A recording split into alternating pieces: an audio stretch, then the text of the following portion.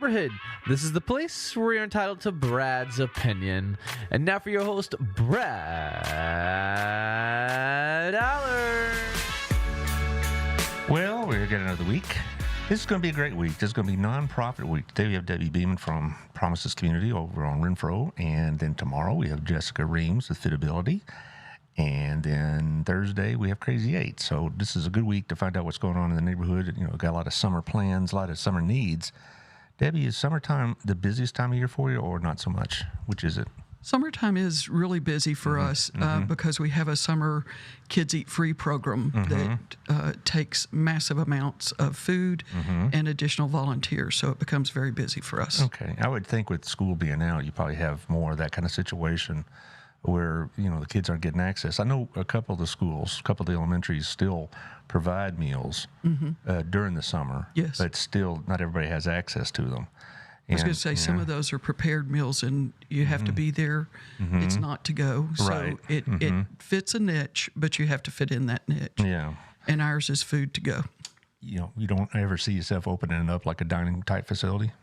That was tried before at Promises before I was there, and it did not go as well as planned. So we're not currently talking about doing that at all. Well, it's probably a lot more expense and a whole lot more upkeep, and Yes. then you got to deal with probably, you know, city code and all this other business. And Exactly. so anyway, I'm trying to get the everything shared here. It's my daily battle with Facebook, trying to get everything shared and done right, because it's just it seems like sometimes it works fine, sometimes it doesn't, but whatever. It's all good.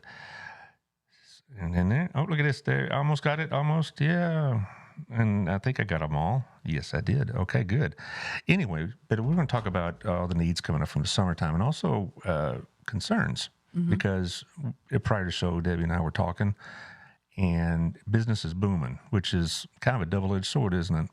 It is very much a double-edged sword, but it is definitely booming to the tune that we had to add additional hours to being open. We in the past were closed till noon on Tuesdays, and now we are open at 9 on Tuesdays, just like we are Monday, Wednesday, and Thursday. So we've moved to a Monday through Thursday, 9 a.m. to 3 p.m. to try to handle some of the additional intake of the people coming in. Just in the first 4 months of the year, we saw a 55% increase in those coming just regular for our food pantry, but we saw a 77% increase in the number of new families coming in. Good heavens. So we are seeing far more. I was sharing with you, used to a big day for us was to have about 28 families, and now a slow day to us is to have only 40. So it has gone up, and that might not seem like much, but our average household is about 3 to 4. So we're feeding over 1,500 people a month. Good heavens. Which is a lot. Well, let's dive into those numbers after I run through the ads. But as far as that's a concerning number. Yes. It really is. But let's talk about who make all this possible for us to talk about. CrossFit Burleson. I talked to the two new owners last Tuesday, Lex and Bailey. Don't say Haley, it's Bailey. A couple of young women I met on the show here, and they had all these plans. So check out the CrossFit Burleson. You're not going to see a radical change. And if you're a member already, great. Become a member if you're not. CrossFit Burleson, it's on Wilshire behind Stone City Soup and the rest of that shopping strip. Also, thank you to Shandy, who's handling our house sale. Well, not mine, but my daughter's. And it's really good to see her work up close and in person. She'll be on in about 2.5 weeks, and we're going to talk about real estate and interest rates in particular, because that's a very big concern. But Shandy does great work, and she knows all of this type of details. Every time she comes in, she has all these notes and whatnot, so she keeps prepared. Also, is Otto, of course. Everybody knows Otto. Everybody loves Otto. It's great food. I'll be seeing you tomorrow. I have a meeting there tomorrow with a friend, and that's where I do all my meetings, my networking group and other type of meetings, because it's a great, comfortable area. It's quiet, and the service and food are fantastic. So thank you, Otto, for everything. And also another fantastic place, Wild Cigar and Culture. It's all open. The humidor anyway is open about 10 o'clock in the morning. So if you want to go by and pick up a gift or a gift card, they're open right now. But they also have drink specials Monday, Wednesday, and on Friday, and sometimes specialties on Tuesday. It's a great place to go for meetings and whatnot. So Wild Cigar over at the Standard. Also, Tiffany's going to be having something at the Standard. Tiffany and Nico's got the 4th of July party at the Pavilion. So you can check it out in the latest issue of Local Life or on locallifetx.com, and you can hit the QR code and find out all about it, how to acquire tickets, and who's going to be there, and the music and all that. And it's also a great place to watch the 4th of July fireworks. So check that out if you want to be part of that. I've been in it before, and it's fun. It's hometown, kids running around, whatnot. It's a good deal.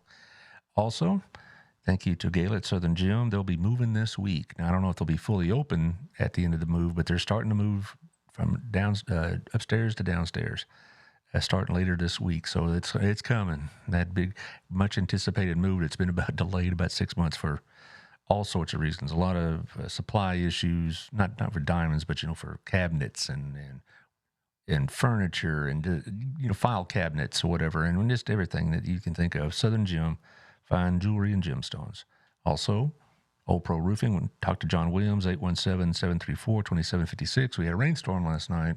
You want to make sure that your roof is solid, because I don't know how particularly bad it was. I slept through it, but still, you need to make sure your roof is in good shape, because you can't really just see it with your own two eyes. You need an expert like John to check it out. So 817-734-2756. Also, your insurance needs to be checked out. Texas Farm Bureau with Melissa Harmon, 682-804-0534. That's 682-804-0534. And she will check your insurance and see if she can save you some money. She did that for me. She's doing that for my daughter. And so give her a holler. Also, if you have some roof damage or any other kind of damage, you need to talk to Lisa and Moore Smith over at Stop Restoration, where they get it right the first time, because they understand, how these things can get away from you, like water damage. Everything takes like a natural catastrophe. You got a leaky water heater or a leaky toilet. It's causing you damage right now, and you don't even know it. And so they can check it out. They're mold specialists, certified mold specialists. Also, if you have a fire, they can help you with that. So they're really good people. I enjoy talking with them. They've been on the show a couple of times. And what's going on in the community this Saturday, Juneteenth, at the Vera Calvin Plaza, 7:30 to 9 p.m. They're going to art, food, and music, just like it says here. And I'm really glad to see Burleson embrace this kind of celebration. We do Cinco de Mayo and we do Juneteenth now, and I'm really glad that our Parks and Rec people are really embracing the diversity that is becoming Burleson. I had Jen Basham on last Thursday, and the stuff they got going on is amazing. Also, just a couple of other notes. What about that's the one, Burleson Buzz. A reason I bring it up, besides being supportive of both Cody and Ashton, is also that their main article came out Friday is on Jessica Valley Reams, who's going to be our guest tomorrow. So read that, check it out. And also you can check her out in the show tomorrow. Now, let's talk with Debbie. You went through some of the numbers, all these new people. These new people, are they Burleson people, or like not old timers, but they're residents of Burleson, or are they people moving to Burleson? It's some of both. Mm-hmm. We have quite a few. I don't know the exact numbers, but guessing, I would say probably 50-60% of it is people moving into the area. Wait, can I point you to a question Sherry Scott has? Do you have any assistance for elderly homebound? We do not currently have that. We have talked that we need to have the ability to deliver, but we just don't have the staff yet to do that. So we don't have anything for that. We have put them in touch before with some other programs in the area. So if they know of somebody, feel free to refer them to Promises, and we'll try to get them connected to some ways that they can be helped. Well, so if that is something that you would like to see happen, is deliveries, kind of like a Meals on Wheels kind of format. Yes. But you'll need the vehicles, and you'll need the staff. And correct. And working, volunteers, God bless them, are great. But, volunteers, it's hard. To me, it's hard. It would be hard to build a sustained program strictly on volunteers. It does help to have somebody that's, on the professional staff.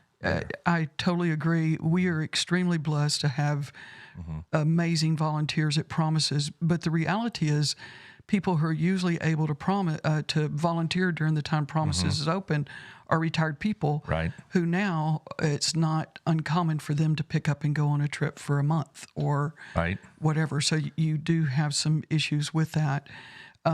But our seniors, just because they can't get out doesn't mean that they can't cook or something, and they love to do that. So having Meals on Wheels is a benefit, but they also, some of them would like to be able to cook. So if they could get some staples that they could put in their pantry to be able to cook, we know that we have that because we get calls for it. So we know there's a need out there, but there's not currently a good program that we're aware of in Johnson County that does that. Well, I hope y'all can be among the first, along with Harvest House. I know your two organizations work very closely together, and you're serving similar needs and similar clientele. And that would be a good thing. That would be, my mother in Corsicana, before her health kind of took over the situation, did that. Their church had something similar to that, where they had cooked meals, but they also would deliver boxes of, soup and bread and whatever else, Right. noodles and the staples that could keep for a while. And I think the church still does that. And that would be, I guess, at the next Promises meeting, it might be some ring up again because, I know this is something that Sherry's brought up before, and so let's see if we can make that happen. Exactly. But it's going to take effort. It's not like, it's something we neglected. It just the money and because we were talking about before the show, you're adequately funded, but you're just getting overwhelmed. It sounds like and with inflation, it's making it even worse. Yes. So we run largely off of donations through the church, and as such, we have been very blessed and very fortunate with that. But we set a budget on that, and for our financial assistance that we do, which is really more limited than food, we're going to give food to anybody that walks in the door. But on the financial help, we are already at 200% of our budget. 200% of our budget, because things have gotten so expensive, whether it be rent or whatever they're going through, they get in a bind, and now their electric bill is a 2-month or a month and a half bill instead of a 1 month Well, you're bill. talking about for the clients. Yes. When I was talking about inflation, I was thinking about your ability to purchase food, but you also provide other things besides just food. Absolutely, we provide that financial help. But on the financial part of buying food, we do, and even Tarrant Area Food Bank that we are partnered with has done some increasing of their prices, which are still dirt cheap, as they say, but it still went up. And so that drives your budget up as well, those who purchase from there. I know Harvest House isn't connected to them, but we are. And while we love them and love what they can provide, they're struggling to have enough on their shelves for us to get it. So you might go in to try to get your order together this afternoon, and by 8 a.m. and tomorrow when you can place that order, it's gone. So there are a lot of factors that are going into the challenges of having a food pantry and or being a ministry that wants to help assist folks who have hit a bump in the road, and we want to help them get over that. So it is very difficult to there are far more needs than there are ability to meet them. Well, when you started answering the question, you started talking about the financial aid and rent that you're helping people with. The facility doesn't have rent. I mean, it's part of the church ownership. Correct.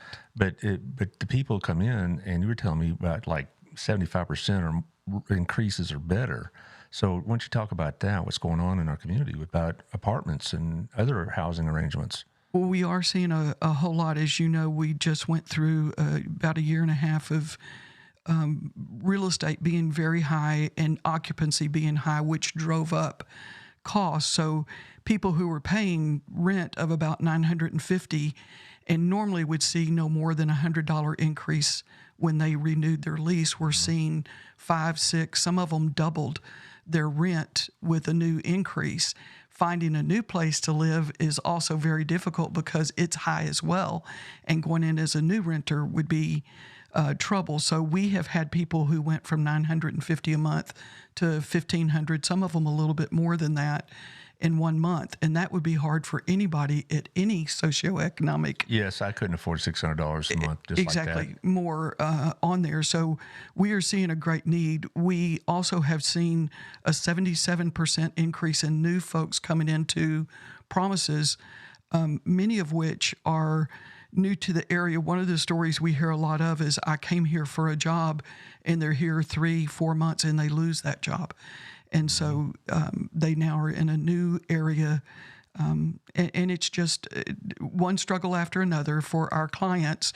And I think it's important to remember, these aren't just lazy people. Right. These are people who work hard, but might not make enough money to afford rent in the area, but they're already here, and how do you get somewhere? So it is a drain on a community to have that much, and then you have so many people who are just not able to keep up with the increase. It is tough. My daughter used to rent here, and it was a clean and nice apartment, but it was about as big as a studio practically, and it was expensive. I mean, I was paying less for my mortgage than she was paying for the rent. And I know there's a small segment of the community that does not want more apartments and all that, but I think they need to understand, if we don't start getting them affordable housing, it's going to, the state of Texas and the federal government are going to insist on it. But besides that, is if we want people to be able to live in the community that they work in, we need to have enough housing for them. We don't want to be a situation like a South Lake or something like that, where the people that work at the grocery store or what other retail outlet, whatever you want to talk about, if they can't afford to live here, that's not a good thing. Exactly. Exactly. It is very difficult. And I had heard on news radio that Johnson County had the largest increase of multifamily dwelling increase in 2022. So there's been a lot coming in, but a lot of those, the apartments start at $1,200 a or month. more. Like that big one that's going on Main Street, is probably still out of the price range. Yes. And, they don't have housing like they used to, or, government project housing. It's, Title VIII is what Shandy and I've talked about on the show before, about how they'll subsidize some people's payments. Right. So they can live in an apartment maybe like a Main Street or whatever, but they get a subsidized rate or something like that. But it's obvious that the demand is far outstripping the supply, and it's falling on you, it's falling on Jennifer, it's falling on Lisa Schwartz at Crazy 8, those are their primary things they do. Yes. And, 200% though, I going back to that number, I mean, what do you tell somebody? So we just don't have the money. That must be really tough. It does make it tough, and having to be of great discernment to determine who is allowed the money. And so I think, as with any business or anything, you have to set a boundary, a set of values, and then you stick with that.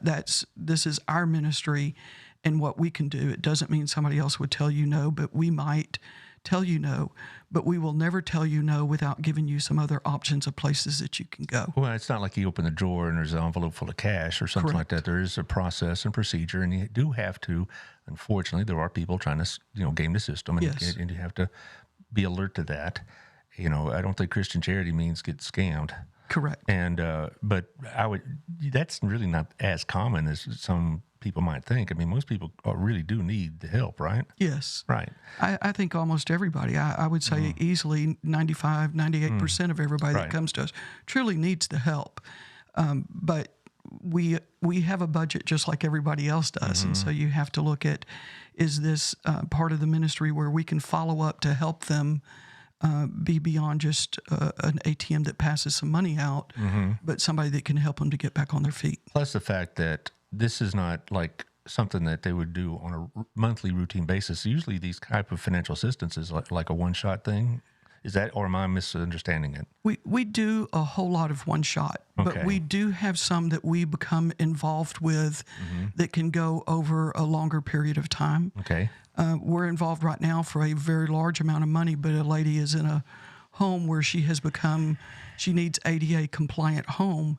Her home was not. We're involved with helping her. Yeah, we were mentioning to that be able to do that prior to the show also about how First Baptist used to have a group of men that did that. We can use that again, both as a church and as a community. Yes. So maybe we can get that off the ground too. There are contractors and stuff out there that are willing to do more of donation or at cost if you can get the volunteers to do the work, and they'll show you what they need you to do. So I think it's not just our church that needs to step up. I think it's a community that needs to step up to help people. I think as long as I lived in this community, we've had people that stepped up. Promises has been around since the late 90s. I was part of the original committee. Yes.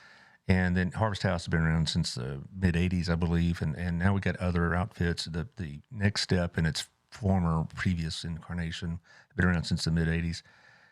But, when Burleson isn't growing particularly fast, we're able to keep up with the demand. Now it's just blown up. Yes. And part of what I talk about in my Texas government class is demographics. And I like to show what's happening, my students, my Hill College students, I want to show what's happening in their community, not what's happening not somewhere else, right? So I look at Johnson County, we're blowing up. All right. Burleson and Godley and Joshua particularly.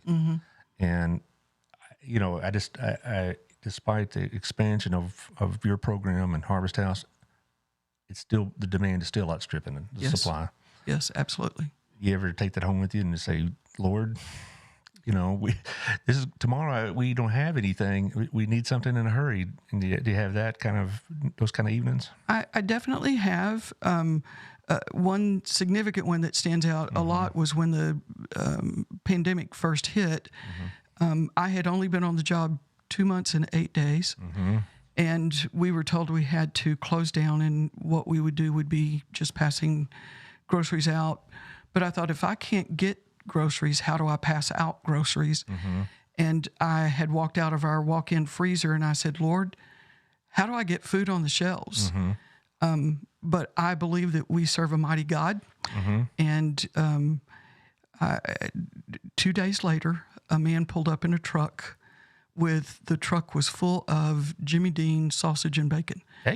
Protein. And we were able to get that. And so it kind of gave me a sign that God's got a plan. I might not always see it. Many times I feel like I don't see it, but I feel like if we rely on Him. But I also would say this. I believe that God does have perfect timing and He provides, but He does that through willing vessels. Exactly. Which means that we as humans need to be willing to reach down, reach up, however we feel that we need to do that. So that falls on us to do. So I definitely lay my head down at night sometimes going, what else can I do to make this happen? Because I do see great need, and there's limitations as to how that can be met. Well, I've asked that question of Jennifer and a couple other of your colleagues in this nonprofit field. How do you keep from letting it affect you emotionally? Because, and I can relate to that to some degree as a teacher. There were some days that took it home.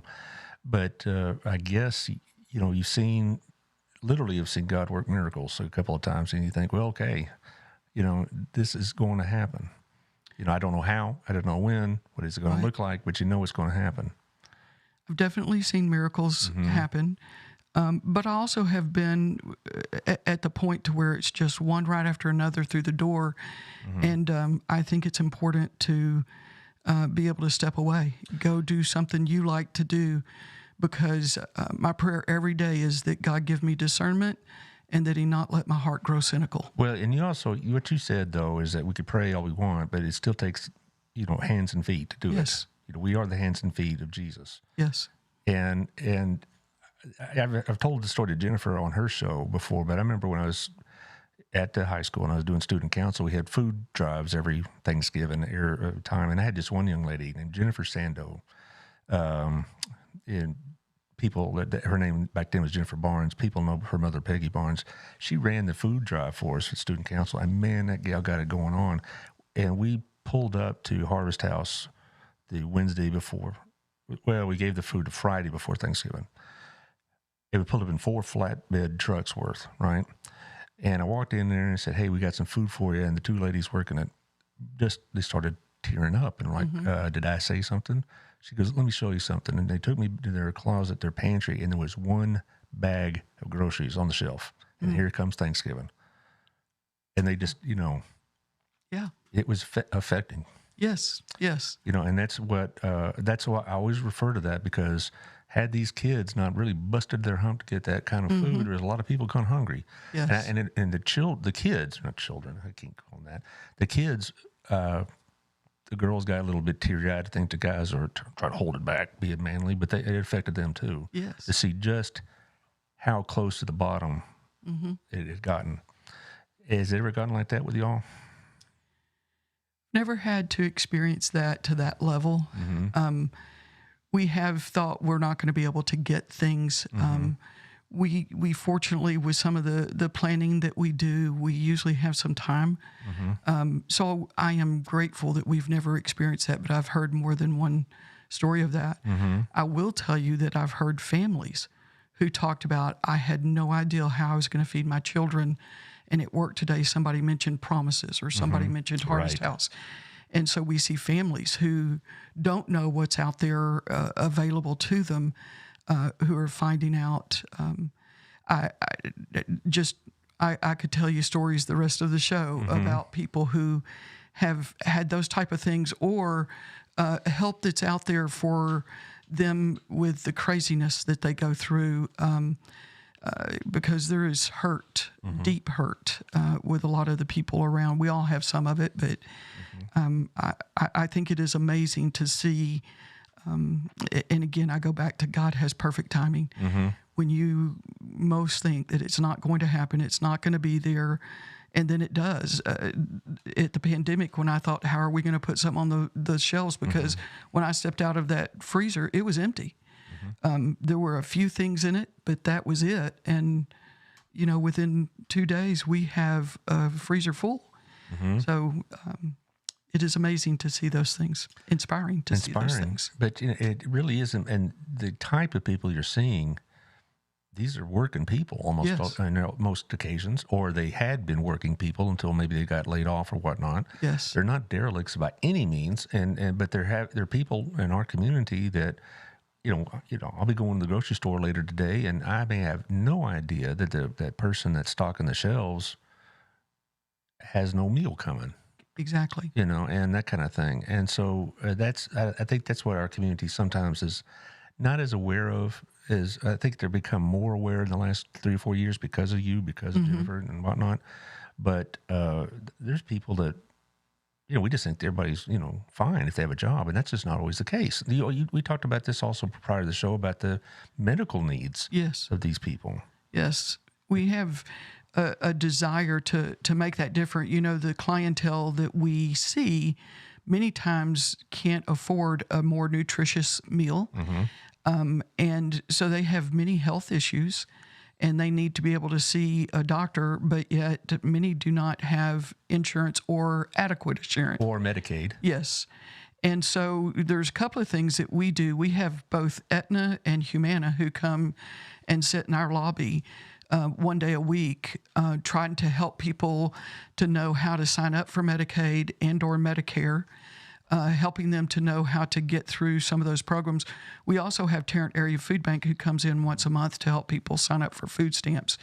But sometimes they either do not have the computer or online access that they need to be able to do that, or it can become overwhelming looking at that's true. At what they need to do to sign up for these programs.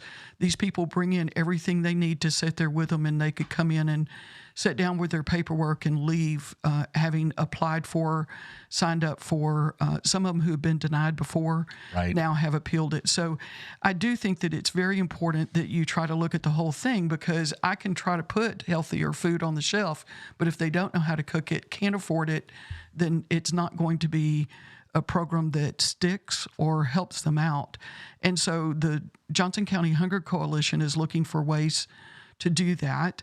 And we're trying to look for ways that we can help them to know how to fix a meal with things that they would get at a normal senior share or a food pantry. So there is a lot of work trying to get information out there, as well as resources for our clients, our neighbors who come in for assistance, to be able to have the same opportunity to have health that you and I might have. Sherry Scott also brings up the fact that she runs blessing boxes. I was going to bring that up towards the end of the show, I guess, but she, this is fine time to do it.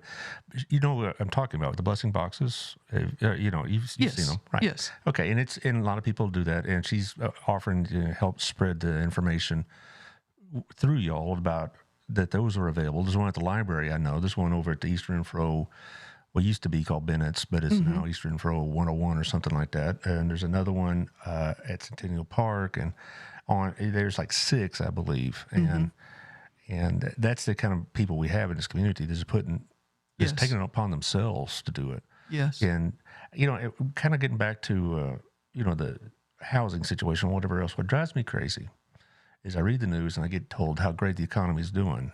Yet I hear the last 6 months I've heard you and others talk about they're just getting swamped. Yes. And it's like, what's happening? I'm getting mixed signals. Is the economy getting worse or getting better? And I read the papers and they try to tell me the job market's blowing up, but what they don't say to you is that they don't pay, and what they count as a job basically is 15 hours a week. And so if you get somebody that's underemployed, well, that's not going to be advertised. Correct. And also the homeless situation, just because of the housing situation. What do you do for somebody that has no place to live? I mean, we don't have the facilities of promises. We don't think or anywhere else in this community outside of what Lisa Schwartz provides, and she's overbooked. Right. We are in dire need in this area, this community, for some resource that would allow a place for them to be. Things that we do that try to accommodate their need is normally someone is allowed to come every 30 days to promises, but a homeless person is allowed to come once a week, more if they need it because they cannot store, cook, or whatever, so we let them come more often.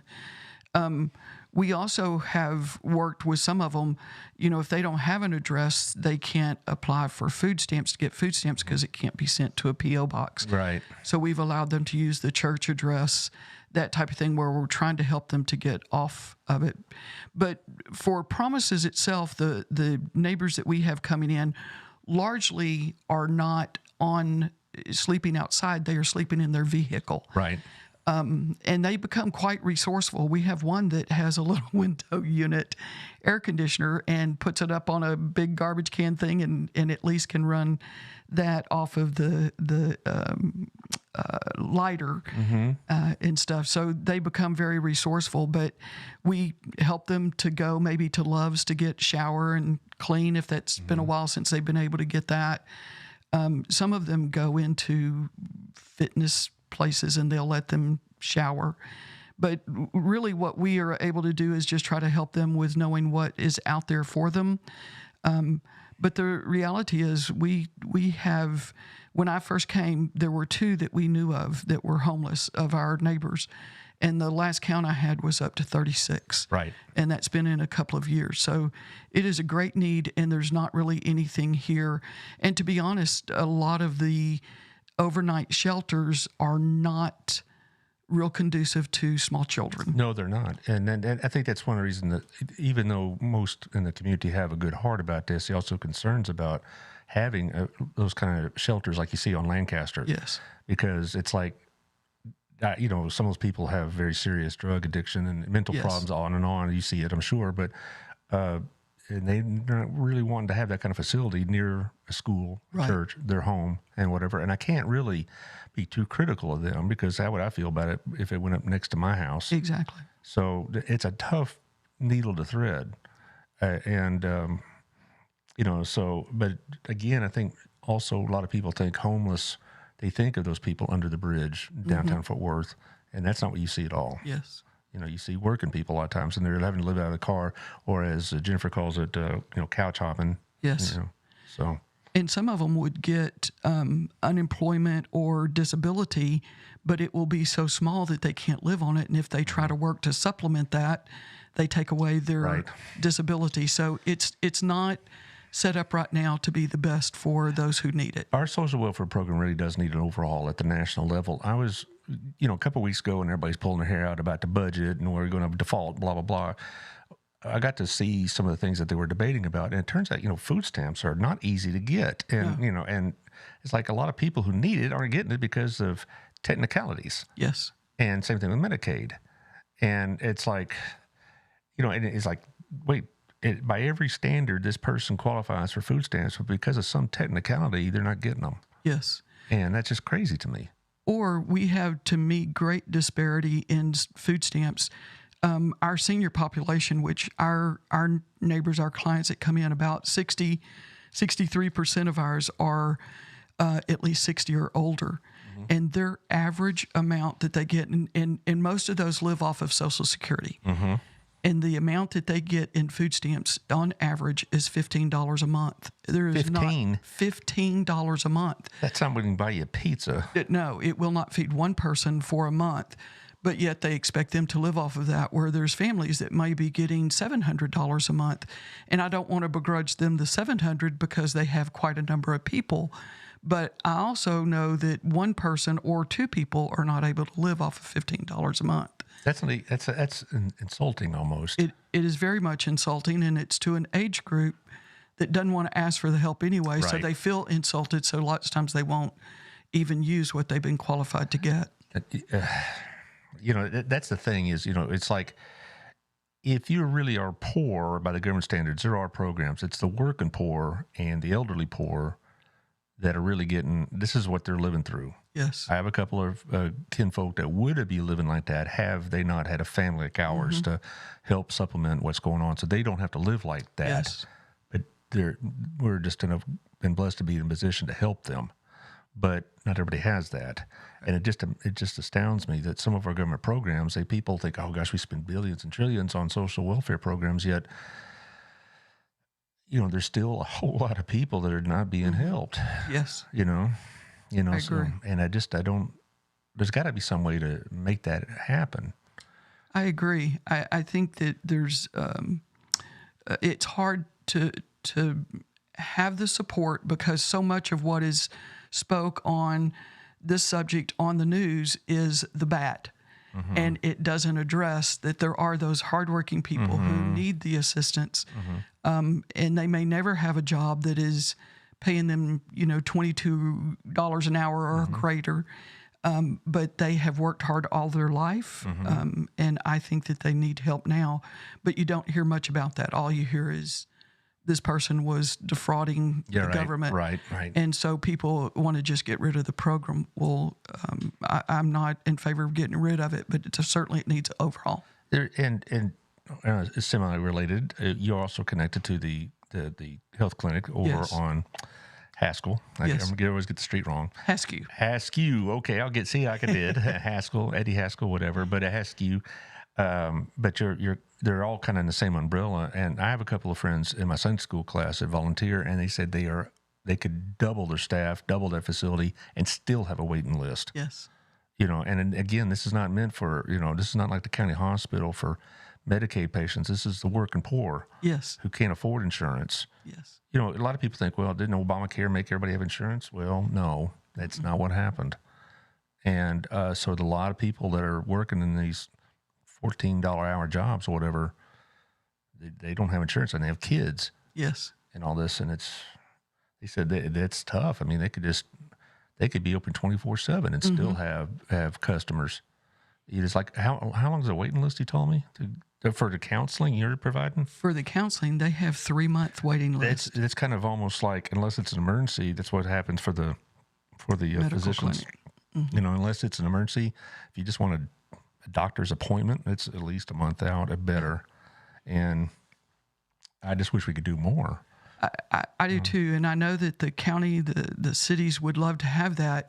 Mm-hmm. That medical clinic was the X-ray machine, stuff like that was donated because it would put people going to a clinic that need to versus going to the ER. So it saves millions of dollars, and so it became beneficial for Texas Health to donate that and try to divert that clientele from the ERs, so that they could keep ER for those who need to do it, need to have that type of fast attention versus I have, an upper respiratory infection, which the clinic can do, but I do know that they are struggling to be able to get all of the appointments that they need. I think there's only, if I remember correctly, I think it's a total of 5 doctors. 5, yes. So, it's a need that's out there. And while this is a step in the right direction, there's certainly more that needs to be done. Well, and that facility used to be the original Promises building. I remember that. And it's not very big. No.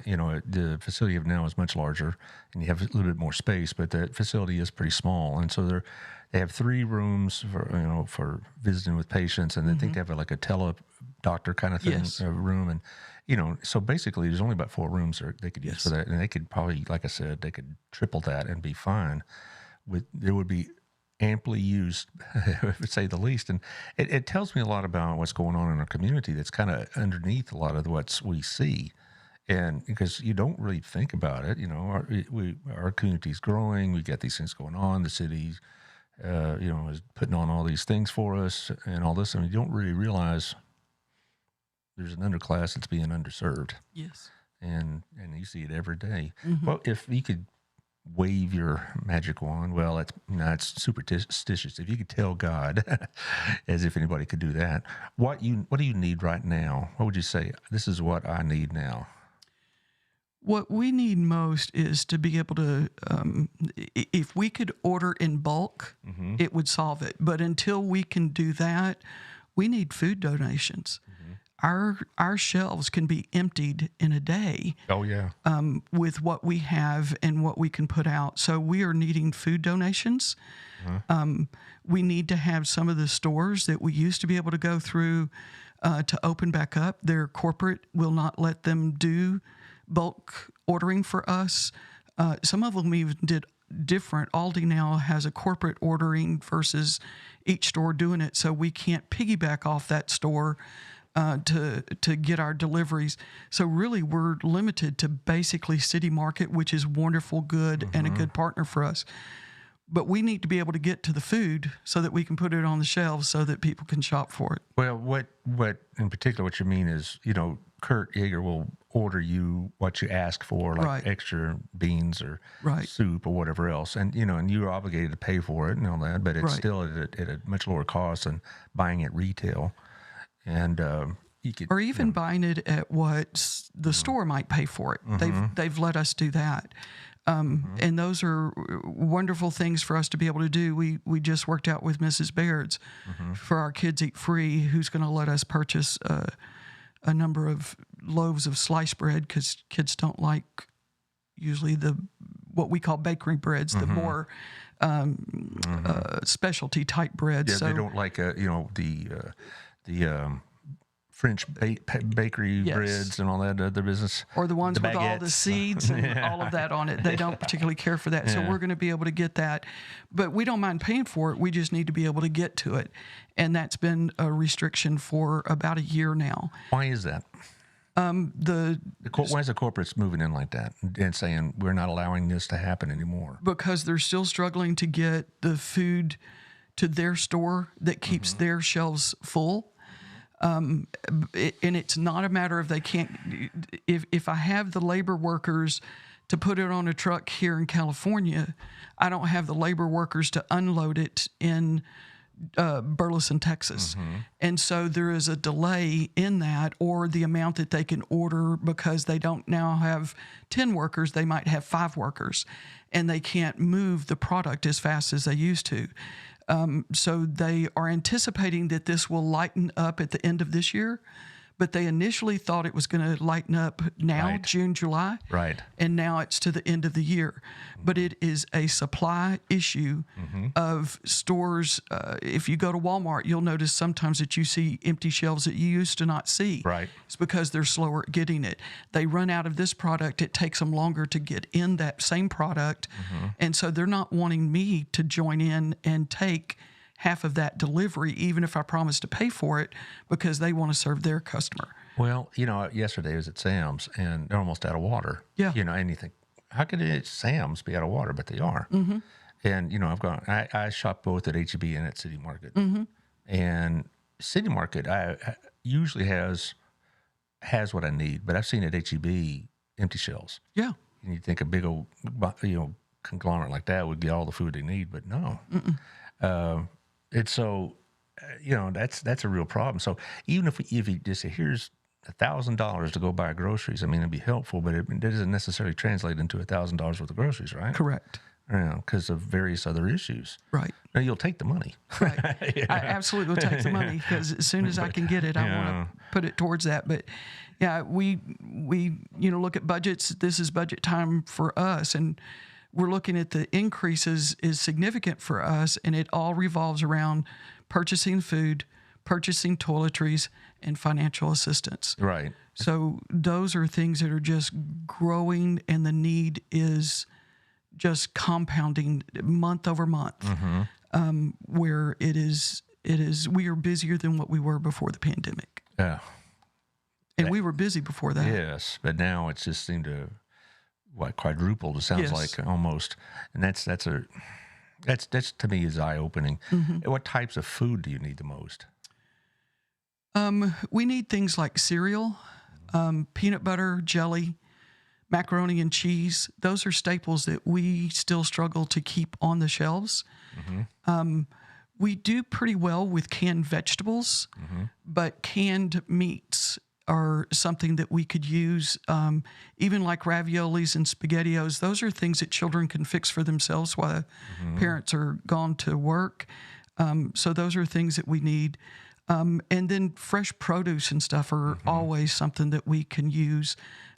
We struggle to get enough of that we get donations from stores around Kroger, HEB, Sam's. They all donate through the Tarrant Area Food Bank that then delivers it to us. And then we pick up from Walmart on Wilshire twice a week. And we get some produce out of those, but it's not enough. So I know that there's programs in place. Tarrant Area Food Bank's working to do like a standing order that we might agree that we're going to buy, a pallet of 5-pound bags of potatoes, and that would just be a standing order for the month. So they're working to do that, but they're not in a position to guarantee that yet. But if I tell them I will buy that every month, I'm still paying for it, but they're going to make sure that I have that and it's delivered to me. Do you take homegrown vegetables? We do. There are certain guidelines we have to follow for those, but we can do that for the herbs, the vegetables. We got a lady who donated field green salads the other day. She grew in her kitchen, looked beautiful.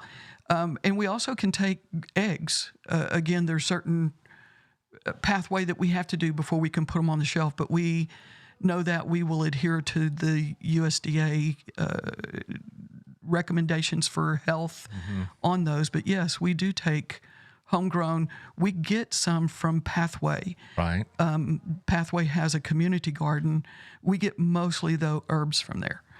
Sometimes peppers, but for the most part, it's been herbs that we've gotten over the last year. I've talked to Victoria Johnson about we need to have a community garden like that at a civic, that's what I'm trying to say, civic level and whatnot. And she likes the idea, but it's not like, okay, this it shall happen. There's all this process to go through. And I'll be bringing it up with her when I talk with her next week. But I'd like to see, I think if more people approach this situation like we used to approach our wars in our history, Liberty Gardens and things like that. Yes.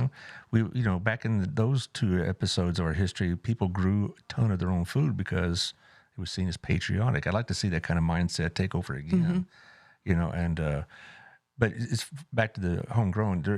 Jennifer mentioned this also. It's like you have to source where it's from and all this other business. Yes. And, okay. Yes. So it isn't like you just, here's a basket of tomatoes and you go, oh, great, and you put them on the shelf. You have to, fill out some sort of form. But, Yes. But a minor inconvenience at best. How about things like hamburger meat or sausage? We use that a lot, but we do not take any donation unless of meat products unless it's frozen.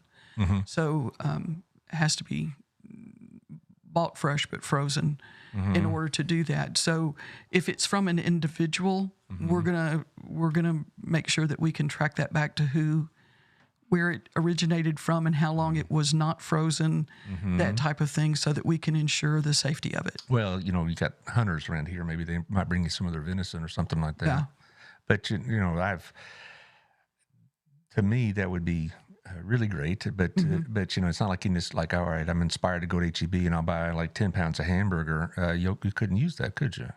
No.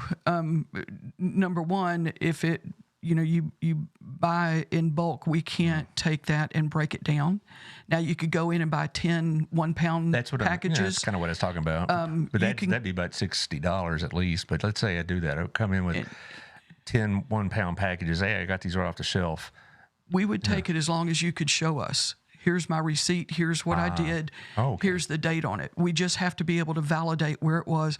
We're going to put it in the freezer, let it freeze, and then we can give it out. Okay.